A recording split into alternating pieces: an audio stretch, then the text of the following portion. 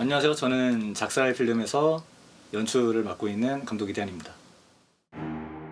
작살 필름을 결성하게 된 이유는 일단은 영화가 하고 싶었어요. 영화가 하고 싶은 게 가장 큰 이유였는데 제가 영화를 마지막으로 만든 지가 거의 3년 가까이가 지나고 있더라고요. 저는 이제 학교 영화과를 졸업을 하고 뭐 프로덕션에도 있었고 프리랜서로서 활동하면서 여러 가지 영상 작업을 했었는데 그런 작업들을 하는 동안 이미 저는 영화랑 많이 멀어져 가고 있다는 생각을 받았고 이러다가는 저는 영화 감독으로서의 삶을 포기하게 될 것 같다는 그런 절박함이 굉장히 있는 시기였어요. 근데 또 운이 좋게도 그 당시에 저랑 굉장히 많은 교류를 했던 이제 범준 음악 감독님도 계셨고 저랑 페르소나 관계인 배우분들이 이제 머릿속에 떠오르더라고요. 그래서 이런 분들과 함께라면 우리가 뭔가 유의미한 거를 창조할 수 있지 않을까. 그 생각을 하자마자 바로 연락을 돌리기 시작했죠. 그게 작살의 시작이었던 것 같아요.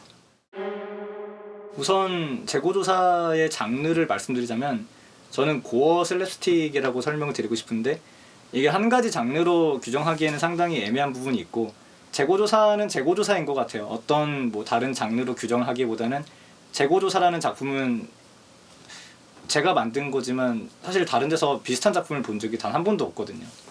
그럼 특별한 작품이라는 자부심이 있는 그런 결과물인 것 같습니다. 잘 만들고 싶었어요. 잘 만들고 싶었고 저를 필두로 이제 제가 너무 소중하게 생각하는 사람들이 모인 자리라서 절대 망치고 싶지 않았거든요. 뭔가 그냥 단편적으로 우리가 뭔가 한 편 하고 끝나자 이런 것도 아니고 저희는 잘 맞는 사람들이거든요. 잘 맞는 사람들끼리 모인 거라서 정말 사람들이 봤을 때 야 얘네 되게 너네 되게 독특한 거 한다. 너네 되게 재밌는 거 한다. 이런 느낌 받을 수 있는 거를 만들고 싶었던 것 같아요. 부담감은 사실 근데 또 없었던 것 같아요. 저희가 처음 모여서 회의를 하고 작품을 촬영 들어가기까지 솔직히 한 달 정도밖에 안 걸렸던 것 같아요. 근데 그 한 달이란 과정 동안 우리가 서두르거나 부족했던 건 없었고 모든 게 뭔가 이렇게 톱니바퀴가 맞듯이 아다리가 맞듯이 이렇게 딱딱 맞아 들어갔기 때문에 모든 과정을 굉장히 즐겁게 작업을 했던 것 같아요. 연출작들은 보통은 제가 각본을 써요. 왜냐면 저는 기본적으로 창작을 만화를 그리면서 시작을 했고 할아버지가 시인이셨기 때문에 그 영향을 받아서 어렸을 때부터 글을 굉장히 많이 썼어요. 근데 이번에는 저희가 회의를 하는데 김범준 음악 감독님께서 마침 이번 작업에 사용할 수 있는 이런 창고 느낌의 로케이션이 있다. 저는 그거 봤을 때 드는 생각이 있었죠. 제가 제일 존경하는 감독인 그 로버트 로드리게즈 감독이 했던 얘기가 있어요. 영화를 만들기 전에 주변에 무엇이 있는지부터 생각을 해라. 그것을 어떻게 활용해서 영화를 찍을지 생각하라는 얘기죠. 저예산 필름 메이커들에게는 굉장히 귀감이 되는 얘기예요. 그래서 그거 들었을 때 그러면은 뭐 알바 같은 거 하다가 재고가 안 맞는다던가 그런 업무 실수를 했을 때 느끼는 그런 심리적인 스트레스가 있지 않냐. 그런 거를 한번 만들어보면 어떨까. 이 얘기를 했을 때 또 굉장히 독특한 추가적인 아이디어가 나와서 자칫하면 심심하고 흔한 얘기가 될 수 있었지만 더 충격적인 작품으로 나올 수가 있었던 것 같아요. 그럼 앞으로의 각오 한마디. 이렇게 얘기해야 이제 그 인터뷰랑 붙어요. 오케이. 생각하고 있었어. 앞으로의 각오? 각오 딱히 없는데. 춤 한번 출래요 그냥. 사실 제가 굉장히 재밌는 피드백을 받은 적이 있어요. 제가 그 영화를 만든 연출 의도와 굉장히 다른 방법으로 해석을 하셨는데 그 해석한 이야기가 저에게는 제가 연출한 연출 의도의 이야기보다 더 재밌는 이야기라고 생각을 했어요. 각기 관객분들이 본인의 그 성향 따라서 즐길 수 있는, 왜냐하면 작품이 굉장히 정형화되어 있고 뭔가 이렇게 완벽하게 이건 이런 작품이야 라고 보여준다는 느낌은 없어요. 뭔가 되게 자유롭게 기획이 된 작품이라 작품 자체도 자유롭고 촬영도 되게 프리하게 했었던 작업이고 그러다 보니까 추상적인 부분도 있고요. 그래서 더 다양한 해석이 나오고 다양한 피드백이 올 수 있는, 호평도 모두 나올 수 있는 그런 작품이 됐으면 좋겠어요. 이 질문 들었을 때 정확히 바로 생각나는 게 두 가지나 있어요. 두 가지가 있는데 첫 번째는 현장에서 일단 이 작품이 좀 고어해요. 그래서 피가 나오는데 피가 제가 생각했던 것보다 굉장히 색이 좀 묽었던 거예요. 피 같은 느낌이 나지 않았지만 그 당시에 뭔가 다른 딜레이 없이 빠른 임기응변으로 굉장히 좋은 방법으로 잘 헤쳐나갔고 극복을 그대로 잘 했었죠. 그리고 두 번째는 촬영이 다 끝난 다음에 파일들을 백업을 하는데 그 오디오 파일들이 인식이 안 되더라고요. 그래서 저는 가슴이 철렁해가지고 새벽에 잠을 한숨도 못 잤어요. 그냥 여기저기 검색하면서 알아보면서 어떻게 해야 되나, 내가 녹음을 잘못한 건가, 우리 뭐 진짜 이거 전부 다 후시 녹음으로 다시 만들어야 되는 건가. 그때가 정말 최악이었던 것 같아요. 하지만 다음날 아침에 음악 감독님과 만나서 지금 이런 상황인데 이렇게 해봐야 될 것 같다 라고 어떤 솔루션을 시도를 해봤는데 다행히도 해결이 잘 됐고, 그거 덕분에 또 하나 배웠죠. 근데 저는 사실 아쉬운 게 하나도 없어요, 이번 작품에 대해서. 이 정도 제작비, 이 정도의 환경에서 이렇게 독특한 작품을 만들 수 있는 사람들은 저는 정말 없다고 생각을 해요. 처음 모여서 호흡을 맞추기 위해서 한 작품이라서 어떻게 보면 습작 같은 개념이었는데 서로의 호흡을 확인하기에 충분했기 때문에 저는 그것만으로 이미 가치가 충분했어요. 저는 제가 예상했던 그 느낌의 훨씬 이상이라고 생각을 해요.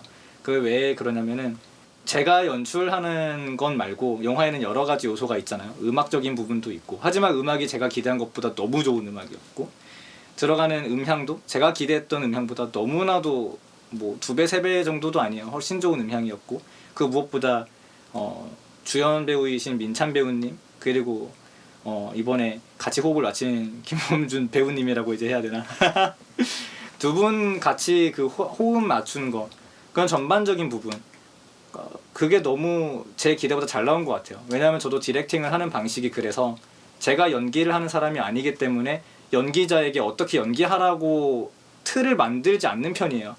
연기자가 뭔가 어느 정도 고삐 풀린 상태가 돼야 그 연기자의 가치를 본인들이 더 만들어낼 수 있다고 생각을 해요. 제가 디렉팅 할 때 자르는 것보다 이렇게 하면 어떨까요? 저렇게 하면 어떨까요? 하면서 나오는 애드립들이 항상 최종본에는 더 많이 들어가게 됐고, 이번 작품은 특히나 그 후반 부분에 가면은 스토리보드에 있는 대로 진행을 하지 않았고 뭐 다른 호흡으로 진행을 했어요. 왜냐면 그 현장에서 봤을 때 이미 확신이 들었거든요. 저 연기를 이런 느낌으로 담아야 되겠다. 그렇게 해서 결과적으로는 제가 생각했던 작품보다 훨씬 더 독특한 작품이 나오게 되지 않았나. 많이 비튼다면 가능할 것 같아요. 많이 비튼다면. 예를 들어서 저는 로맨스를 싫어해요. 그 질문을 첨언해서 하고 싶었어요. 그러니까 로맨스를 그거를 만약에 이 작살포부에서 로맨스를 다룬다면 과연 어떤 로맨스가 나올지에 대한 것도 궁금하거든요. 그렇죠. 블록버스터 액션 영화라던가 아니면은 뭐 심파적인 그런 장르라던가 코미디라던가 이런 장르를 굉장히 좋아하진 않고 약간 좀 더 실험적이거나 장르적인 영화들을 좋아하는 편인데, 하지만 작살 멤버들과 함께라면 그런 장르들을 약간 우리 스타일로 비틀어서 더 재밌게 만들 수 있다는 생각은 해요. 장르적인 제한을 그렇게 크게 두고 싶진 않아요.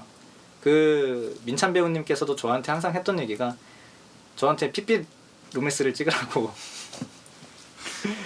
로맨스라고 해가지고 꼭 꽁냥꽁냥 되는 로맨스만 있는 건 아니죠. 다양한 표현을 할 수 있다고 생각을 해요. 저희 팀이 개성이 있는 사람들이 모여 있기 때문에. 그리고 늘 제가 시도하는 것 이상으로 더 이상하고 더 해괴하고 더 작살나는 아이디어를 내주시는 분들이기 때문에 얼마든지 재밌는 거 할 수 있지 않을까. 저희들끼리 영화 만들면서 물론 뭐 아름아름 농반진반을 했지만 그 창고넌트라는 말을 했었습니다. 네, 생존형인데 창고에서 일어나는 되게 K무비 같은 그런 부분에서 어떤 영화의 사실성을 좀 중시 여기는지 그것도 좀 궁금하네요, 개인적으로. 리얼리티? 네, 이런 부분들. 사실은 리얼리즘을 그렇게 좋아하진 않아요. 리얼리즘 작품들을 그렇게 제가 좋아하진 않고, 저조차도 비현실적인 작품들을 좋아해요. 애초에 좋아하는 영화들이 장르물이니까 다 뭐 판타지적인 요소가 섞여 있죠. 하지만 잘 섞였을 때 좋은 작품이 나온다고 생각해요. 제가 좋아하는 작품들도 비현실적인 이야기지만 그거를 연출하는 방법이 사실적일 때도 있고, 굉장히 다큐적인 사실적인 얘기를 굉장히 독특한 방법으로 연출해서 풀어낸 영화들이 있는데 늘 그렇게 섞였을 때가 좋은 것 같아요. 트렌드와 그 아트의 중간 중도를 잡는 것이 제일 중요한 것이 아닌가. 작살 필름이 꼭 그런 작품을 했었으면 좋겠어요. 했었음이 아니구나. 그런 작품을 앞으로 했으면 좋겠어요. 일단은 목표는 활동을 계속하는 거예요. 활동을 계속하는 거.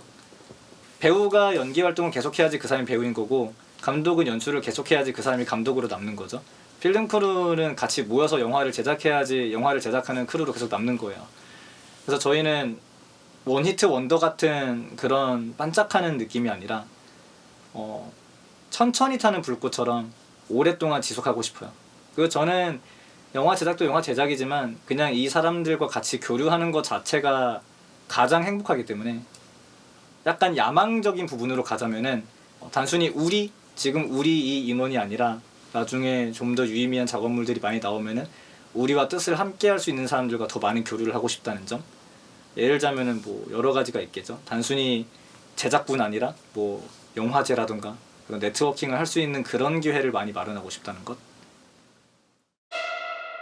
제가 굉장히 권장드리고 싶은 거는 영화를 공부하려고 하지 않았으면 좋겠어요. 영화를 공부하려고 하지 않고 해석하려고 하지 않고 그렇게 강박적으로 안 보셨으면 좋겠어요.